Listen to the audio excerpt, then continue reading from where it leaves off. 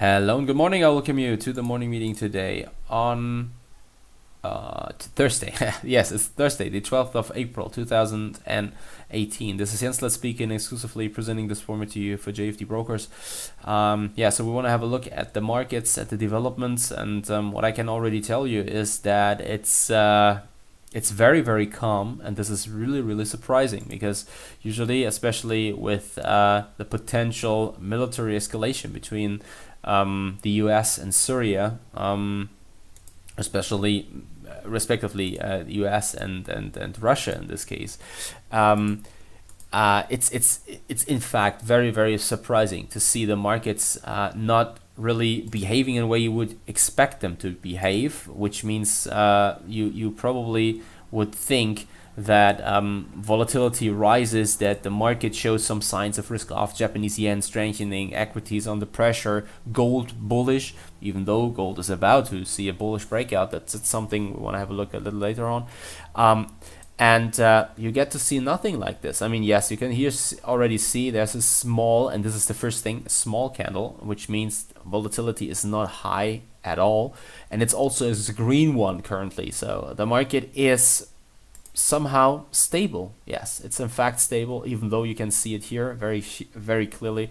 Market is very, very choppy. So now the question is, why is that? What's the reason for this choppiness?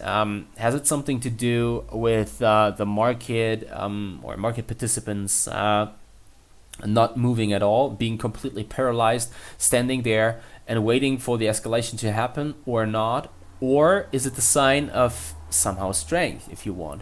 So what do I mean by that? Well, the market can stabilize here, even though there's plenty of reasons to really probably sell equities in general, and that's not only due to the potential military escalation between Syria, or in Syria between Russia and the US, but also when looking at the trade war, which is currently still a topic in the markets between the US and China. And so it's in fact something which is a little weird with all these uncertainties out there, that the market can stabilize itself at the current level, even though price action is completely and all in all very choppy and not spectacular at all. Some market participants could interpret this as a sign of strength here, and once the situation de-escalates, let it be around the trade war with the US and China, or let it be a de-escalation between Russia and the US, I think then probably the DAX has some good potential to see a very straight and very aggressive push higher, which could easily bring us at least up to 12,500 points. I consider the picture from a technical perspective still bullish as long as we trade above 12,130 to 160 points. So this green box here, you can find it on the downside. And that's in fact all I have to say here. Nothing more to add on the DAX in general. Based on the current price action, I don't want to formulate any kind of trading setup or so. It's not really interesting, or not really the right market environment to formulate a trading setup in currently. So yesterday the market and my thoughts from the short side played out, was nice, but nevertheless it's not that the market built a strong trend in some way or something, but in fact only saw a spike down to the region I made a topic already in the morning, around 12,500 points. I think for me, and that's making me smile in this case, my thoughts said, well, the first target is around 12,300 points, 310 if you want, but I give it some further room. In fact, the market traded as low as 306 and then pushed back and went further down from there, down to 255. So both levels were hit nearly perfectly, which is really nice. But nevertheless, all in all, the price action is not very trend following suitable, let's say. So the same is true for EURUSD. Let's have a look here. Nothing big happened here too. You can see it that currently the market is giving back some of the gains of the days before, mainly due to the comments from Ewald Nowotny, the one of the members of the ECB here from Austria, who came up with some very hawkish comments in an interview with Reuters, and they were followed by the ECB saying that it's his own opinion and not the opinion of the ECB. So yesterday, and this is something which can be seen in the first reaction here of the, I'm sorry, this is a 4-hour chart. Let's have a look here for 50-minute time frame. So obviously you can see here, now EURUSD seeing some pressure. And this is now getting interesting because we can easily bring this price action to what we've seen yesterday, immediately after the release of the Fed minutes of the last meeting in March. It was interpreted in a hawkish way, and what you can see here is that there was a spike on the downside that was nevertheless only a small spike, and then these initial gains of the greenback were given back into the next hours here, and we made it back to a high level at the beginning of the Asian trading hours. And now the market is obviously taking on further momentum again. Not necessarily, or it does not necessarily mean that it has something to do with these hawkish minutes, but it's a perfect fit in this case. So let's just assume that it has something to do with markets now realizing, oh yeah, we could interpret those minutes as hawkish, and that's the reason for the push lower.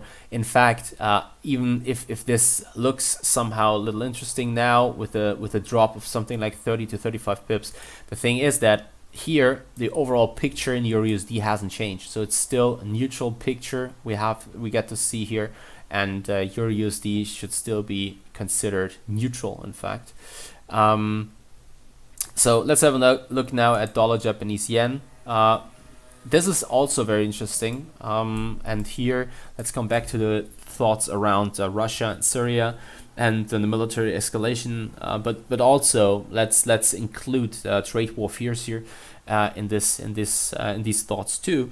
I think it's very interesting that here the Japanese yen does not see serious bids, which means that usually you expect the Japanese yen to strengthen based on risk aversion forming, and then capital inflows into the Japanese yen because market participants start to unwind carry trades, for example.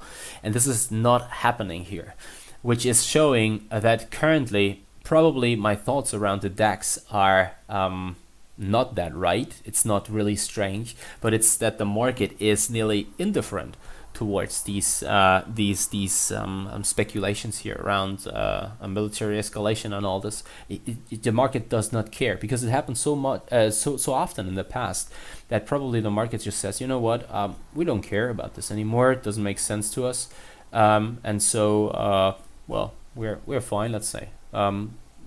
It's okay. Let's let's see how things develop here. If the situation escalates, okay, then we can still take action. Probably the market does not take any action at all because many market participants, key players, probably find well-balanced portfolios in terms of good hedges here. They find in case of risk aversion really hitting, that was mainly probably due to the fact of initiated after we've seen some serious and strong volatility at the beginning of last month. I don't know. Well, but when looking at the dollar Japanese yen or Japanese yen crosses in general, you can clearly spot that the market is somehow currently at least not touched by these news coming out of Syria here, respectively, out of the White House, of the Twitter account from Donald Trump. And so this said, I mean, let's just see how things develop here. Technical situation, dollar Japanese yen hasn't changed at all, hasn't changed one bit. On the upside, we have a strong resistance zone around 107.50 to 108. If we break above that, that could be a first bullish sign. But all in all, the overall picture currently still stays neutral. Now, and this is something which is then speaking a quite clear language, Yesterday there was the attack at this level around 360, 365, but, and this is the thing, we didn't make it above the highs here from January. And it's not only that we didn't make it through this level, but in fact the market is now coming back here. So it was short-term risk aversion, which resulted in some aggressive gold buying happening here, and then now gold sees some significant pullback again. And my question is, isn't it probably nevertheless a good idea to now consider long engagements into this corrective move here, to try in anticipation to anticipate a break on the upside of this wedge, which is forming here, by the way. Wedge, what I'm talking about is the following. That's this long-term wedge, where you can see, even if you go back a little longer, you can see that here this is a strong resistance zone, and the market, once it attacks this level, the pullbacks get smaller and smaller, showing that obviously the supply coming in from above is diminishing, and showing that there is some serious chance that there will be rather soon or later a quite bullish breakout. So now, after the market saw this next attack at this level and is coming back a little, what we can say is, okay, probably with this pullback now into this region here of these former highs around 1000, I said in the morning between 345, 350, and then narrowed it a little to 347. Probably the current region, just let's say the current region, is probably interesting for a potential long engagement. So what I could imagine is to give it a try, gold long against this region with a stop here placed below 319, let's say 320, something here. So there's the region around the current April lows, and then trying to anticipate a break here on the upside. And I think the current region is probably very interesting for such a thought here. Yeah, and so in fact that's it for gold, and I have nothing more to add here for other markets, to be honest. It's nothing spectacular what we get to see. Let's just see if equity markets show us some volatility, hopefully. Why do I say that? Well, you probably know that the DAX is one of the main assets I trade, and that's if you get to see no volatility at all here, that's usually not so good, which means that it's very difficult to make money. I mean, it's also difficult to lose money in such a market environment, but it's also, again, difficult to make money if the market does not move. And so I'd really appreciate to see some kind of moves in one or the other direction. In my case, in fact, I'd appreciate to see a break on the downside. I think there's probably some further room, which could then bring us, especially in the current market environment, which could see a quite quick acceleration and could push us probably as low as 130 to 160. Not sure about the chances to get to see enough demand, which is then aggressively pushing us above 12,500 points. That has also something to do with the fact of the yesterday already mentioned current levels of the small expiration ahead of us on the 20th of April, next week on Friday on the Eurex. Yeah, so that just let's see what the US markets deliver in the afternoon. I wish you all the best. Happy trading. Watch your stops. Talk to you again on Friday, tomorrow, the 13th of April 2018. I definitely look forward to it. Wish you all the best. Again, happy trading.